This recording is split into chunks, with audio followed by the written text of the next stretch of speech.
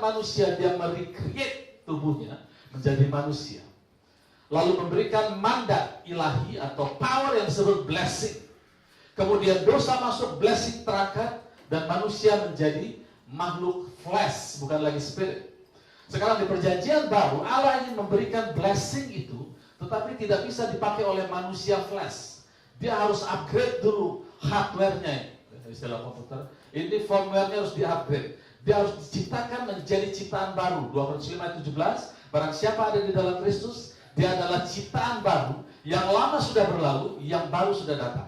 Kata ciptaan baru di sini adalah berarti new species yang sebelumnya belum ada.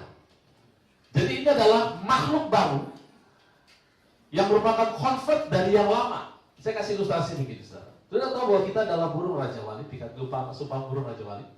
Kita bukan ayam kampung, betul? Ya. Nah, bayangkan kalau seekor anak ayam kampung bicara kepada Raja Wali. Mama Raja Wali, saya mau terbang seperti mama. Burung Raja bilang, siapa kamu? Mama, kamu ayam kampung. Tidak, mama, saya mau terbang seperti mama. Lalu Raja Wali bilang, oke, kalau mau, Raja Wali tidak convert badannya dulu menjadi anak Raja Wali. Dia bawa tuh ayam ke tebing tinggi. Di-convert, ditaruh pikirannya. Raja Wali bisa terbang, Raja Wali tidak takut jatuh. Sekarang terbang. Dia terbang, apa yang terjadi? Mati. Jadi, karena ciptaan yang lama, manusia lama, makhluk yang lama, tidak bisa memakai pikiran Raja Wali. Tahukah saudara-saudara tidak bisa pakai pikiran Allah? Sebelum kita diciptakan menjadi satu spesies dengan Allah. Tidak bisa, saudara. Itu sebabnya Tuhan agak dalam tanda kutip kesulitan bicara dengan bahasa Israel. Jangan ini, jangan itu, jangan. Tuhan tahu tidak akan bisa. Itu sebabnya disiapkan kurban dan mesbah. Supaya Tuhan tahu dia akan jatuh, datang kepada kurban. Jatuh, datang kepada kurban, dosanya ditutup. Untuk apa dosa ditutup? Supaya blessing bisa sampai kepada mereka. Karena jalur blessing itu tidak boleh terputus. Harus sampai kepada keturunan yang disebut Yesus. Dari Yesus sampai kepada gereja Tuhan. Itu sebabnya Tuhan sediakan darah kurban, domba, sapi, burung, supaya dosa ini ditutup. Tuhan tahu jahatnya dosa terhadap karya, terhadap rencana, planning dia. Nah sekarang waktu Tuhan Yesus datang, dia naik ke kayu salib. Iblis ketawa, dikira matilah anak Allah yang akan bunuh. Padahal pada saat itu ada karya Allah, desain Allah yang tidak dimengerti oleh 1 Korintus katakan, kalau iblis tahu, dia pasti tinggalkan Yesus, biar jangan disalib. Kalau perlu suruh dia turun, kasih dia fasilitas, pokoknya di entertain. Karena iblis tidak tahu, Tuhan Yesus naik. Dan ini bukan sandiwara dibuat-buat Tuhan, dia betul-betul kesakitan, dia betul-betul menderita karena rohnya ditinggalkan Allah. Kemudian pada waktu dia mati, ada satu karya Allah yang tidak dimengerti oleh siapapun. Dia mengkonvert semua dosa kita, dimasukkan ke dalam tubuh Yesus, dibuat menjadi dosa ganti kita. Ini yang di luar perhitungan iblis. Dan kita sudah tidak mengerti, kita belum lahir. Tapi di mata Allah semua terbuka. Dia pindahkan semua dosa dan pelanggaran kita, penalti akan dosa kita, kesakitan kita, kemiskinan kita dipindahkan untuk apa? Supaya nanti barang siapa yang percaya kepada Kristus, Allah bisa berurusan langsung dan bisa mentransfer blessing. Untuk apa? Untuk membuat Taman Eden. Buat apa, Pak? Kembali lagi, dia mau pindah ke sini. Dia belum bisa angkat kredit sebelum mental kerajaan masuk dalam kita. Belum bisa. Jadi dia mengharapkan gereja Tuhan sekarang masuk pikiran-pikiran kerajaan. Tuhan Yesus sudah ajarkan bagaimana caranya. Baca firman, ucapkan firman. Ya, kembali sekarang. Setelah Yesus mati mengambil semua dosa manusia, dan iblis juga tidak mengerti, malaikat juga tidak mengerti. Malaikat juga ngertinya setiap kita ada ibadah di sini, dia kan ada di sini banyak. Alkitab menyatakan kepada malaikat pun gereja Tuhan mengajarkan berbagai hikmat. Baru malaikat bilang, oh itu maksudnya, oh itu maksudnya. Iblis sendiri tidak ngerti. Begitu dia lihat kejadian kematiannya begitu dahsyat, baru dia bilang, habis kita. Habis kita. Percuma kita suruh manusia berdosa, dosanya sudah ditanggung Tuhan Yesus. Percuma. Apa yang dia bisa lakukan hanyalah menaruh supaya manusia terfrustasi, pikirannya dibikin pikiran yang apa namanya, yang bahasa Ibrani-nya pabalin, contoh pabalin, kalang kabut gitu ya. Terus dibikin suasana menjadi sakit semua, Dibikin pokoknya supaya manusia tidak mengerti firman, kalau bisa manusia mengutuki Allahnya. Itu tujuan dia. Tapi apa boleh buat? Nasi sudah menjadi bubur. Yesus sudah ambil semua dosa kita. Makanya dia bilang sekarang aku bisa resting. Persis di Taman Eden. Waktu Allah menduplikasi dirinya. Lalu dia memberikan mandat ilahi. Kemudian Allah resting. Sekarang saudara, siapa yang percaya kepada Tuhan Yesus menjadi ciptaan baru. Lalu Allah memberikan blessing. Dan dia resting. Dan dia bilang, Yesus duduk di sebelah kananku. Sampai kebuat semua musuh-musuhmu menjadi tumpuan kaki. Itu dia. Dan itu adalah bagian kita. Tapi itu sebabnya kita diciptakan bukan untuk cari nafkah. Saya mengingatkan terus, kita diciptakan untuk memberi nafkah. Kita diciptakan untuk memberi kehidupan. Makhluk hidup semua tumbuh kita sekarang. Semua tumbuh kita. Pak, bagaimana dengan Ayub, Pak? Ayub itu kan juga dicobai, Pak, sama iblis. Itu bagaimana? Saudara, kalau saudara mau lihat orang yang paling komplit, memiliki blessing itu, bermultiplikasi, berlipat kali ganda, memenuhi bumi, itu Ayub. Dan Ayub tidak tahu bahwa Allah membangun pagar di sekelilingnya. Tapi apa yang Ayub lakukan adalah, dia menurunkan pagar sekelilingnya tanpa dia tahu juga. Bagaimana caranya? Itu terjadi setelah anaknya dewasa. Waktu anak kecil dia masih suka-suka senang main-main sama anak. Waktu anaknya dewasa, anaknya ABG sudah mulai tahu pesta. Kumpul-kumpul, pesta-pesta gitu ya. Lalu dia pikir, jangan-jangan anakku sudah berdosa mengutuki Allah. Oleh karena itu, baiklah aku persembahkan. Setiap hari dia persembahkan. Dia persembahkan itu semua dalam ketakutan, bukan dalam kasih kepada Allah. Bukan dalam ucapan syukur. Tahukah saudara, kita juga bisa lakukan hal yang sama dengan Ayub. Kita ucapkan firman, oleh bilur-bilurnya sudah sembuh, oleh bilur-bilurnya sudah sembuh. Tapi penuh kekhawatiran sambil melihat penyakit kita. Allahku akan memenuhi segala kebutuhanku di dalam Kristus Yesus. Tapi sambil khawatir, kita bisa lakukan yang sama. Itu sebabnya berita kasih karunia perlu supaya kita ada.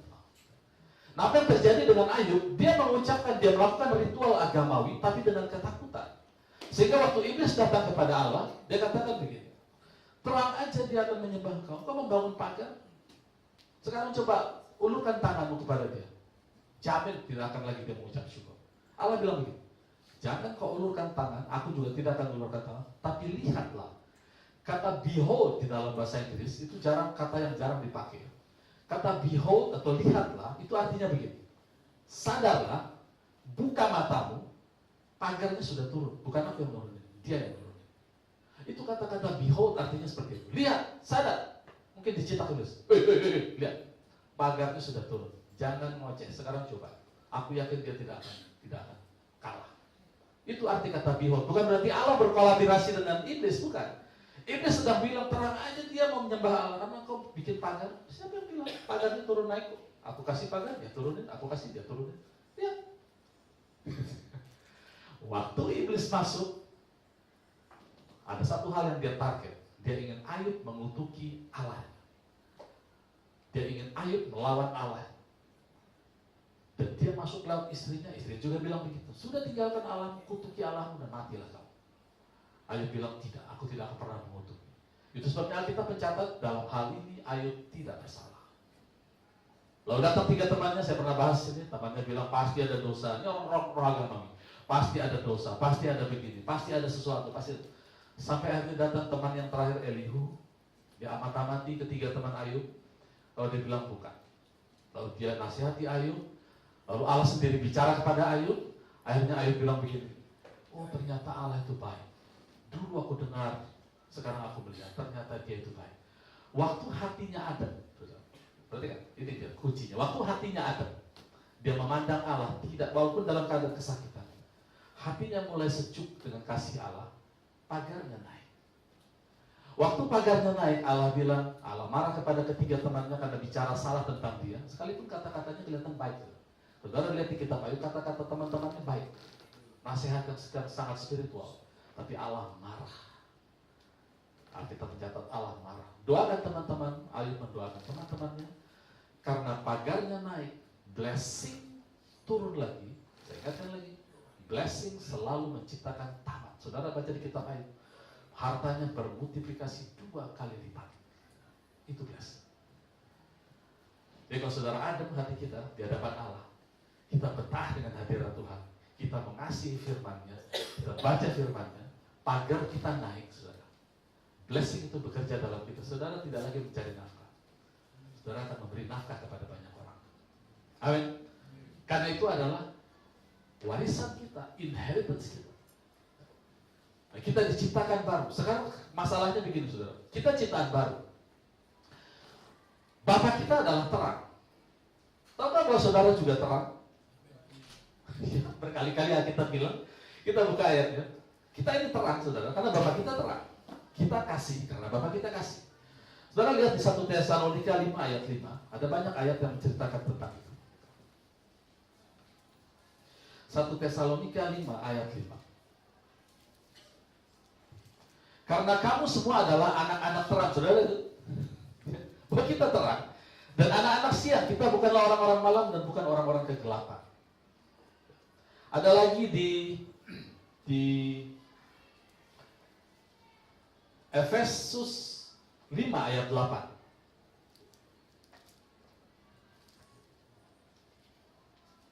Memang kamu dahulu adalah kegelapan, tapi sekarang kamu adalah terang di dalam Tuhan. Sebab itu hiduplah sebagai anak-anak terang. Saudara lihat bahwa kita adalah anak-anak terang. Karena Bapa kita terang. Saudara lihat bahwa kita memiliki blessing itu. Karena Yesus mendapat blessing. Jadi apa yang Yesus dapat, kita dapat. Oleh karena itu Allah ingin supaya kita hidup sebagai anak-anak terang. Dan saudara, setelah kita menyadari bahwa blessing itu ada di dalam kita, saudara harus pikirkan satu hal ini selalu mengganggu. Selalu setiap kali kita berdosa, hati nurani kita akan menuduh. Saudara ingat tadi cerita, Tuhan tahu bahwa dosa itu sangat jahat sekali, sangat jahat. Dia meredam blessing, dia meredam glory, kemuliaan, dia membuat manusia menjadi mati. Mati dalam pengertian putus hubungan dengan Allah. Jadi seharusnya saudara, setelah kita tahu bahwa Yesus mengambil semua dosa kita dan pelanggaran kita, maksudnya adalah supaya blessing itu bisa sampai kepada kita, dan pekerjaan kita yaitu membangun taman Tuhan supaya Tuhan bisa datang, itu harus jadi. Jadi kalau kita tahu bahwa dosa itu berbahaya, kita tidak punya cara lain selain terimalah pengampunan dari Tuhan. Tidak ada cara lain, saudara. Dan itu Tuhan buat supaya kita terima, bukan untuk diperdebatkan. Pak, gimana kalau dosa? Gimana kalau dosa? Itu sebabnya kita selalu berpikir di bawah seperti perumpamaan tadi yang saya ceritakan. Seperti seekor ayam yang sudah dikonvert menjadi elang. Bukannya terbang cari ular, makanannya ular itu. Ular itu kan lambang dari iblis. Bukannya cari ular, bukannya terbang mengawang-awang itu. Cari cacing di bawah. Terus bayangkan orang turun ke bawah, cari cacing makanya. Cari nafkah, Pak. Mau kemana? Cari makan sesuap nasi. Sesuap nasi. Itu bukan kerjaan ulang. Siapa bilang ulang? Aku adalah ayam yang yang bisa terbang. Itu anak Tuhan seperti itu seringnya. Ikut Tuhan, aku adalah orang berdosa yang diselamatkan oleh kasih karunia. 3 tahun, aku orang berdosa yang diselamatkan oleh kasih karunia. Sudah 15 tahun, kita udah jadi pendeta. Kita adalah orang-orang berdosa yang diselamatkan oleh kasih karunia. Malaikat mau bilang, bro, orang berdosa dan orang diselamatkan oleh kasih karunia, 2 spesies yang berbeda. Kamu yang mana? Orang yang sudah diselamatkan oleh kasih karunia bersatu dengan Kristus. 1 spesies, 1 ciptaan baru. Ada di gereja agak sulit, tapi di luar gampang. Misalnya Pak Freddy ke kantor. Terus stafnya lihat Pak Freddy. Pasti stafnya ngomong gini. Gak mungkin stafnya bicara seperti itu.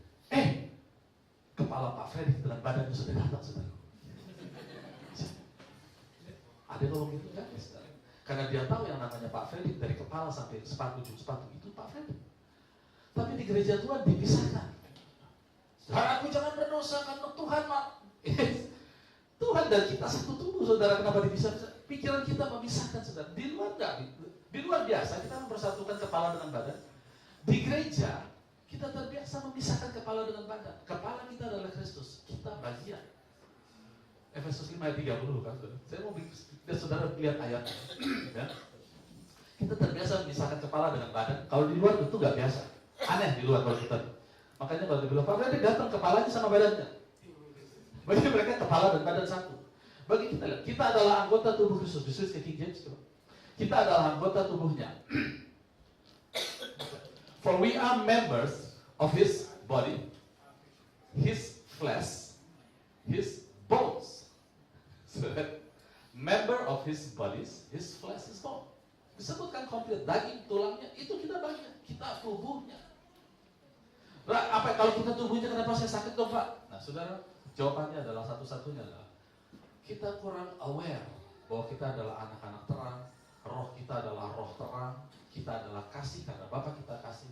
Kita kurang berani bicara. Saudara. Saya ketemu berapa anak Tuhan yang duduk diam dalam pengajaran, seperti saya sampaikan minggu lalu, pada saat menghadapi masalah, yang keluar dari mulutnya bukan keberanian dari firman Tuhan, tapi ketakutan.